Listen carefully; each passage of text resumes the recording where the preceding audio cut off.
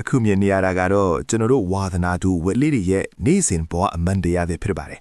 အစားတုံမင်းရဲ့အချစ်ကိုတောင်မေ့သွားတတ်တဲ့အမျိုးတွေပေါ့ဗျာကြည့်လိုက်ပါဦးခုနကအတီတော့မင်းသမီးလေးလို့နွဲ့နွဲ့နှောင်းနှောင်းနဲ့တိမ်မွေ့နေတာ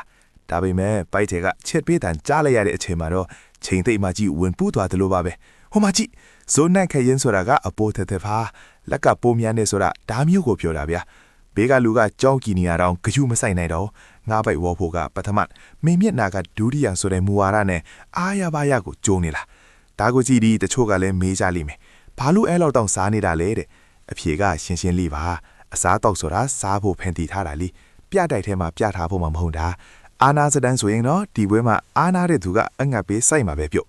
ကဲမင်းတို့တငယ်ချင်းတွေထဲမှာတော့အစားတောက်ရှေ့ရောက်ရင်ဘီးစာပြောင်းသွားတတ်တဲ့သူရှိလားရှိရင်ကွန်မန့်မှာတက်ခေါ်သွားလိုက်အောင်နော်နောက်ထပ်အလဲဗီဒီယိုလေးတွေကြည့်ဖို့ Movie Recap KSU ကို follow လုပ်ထားဖို့မမေ့နေအောင်နော်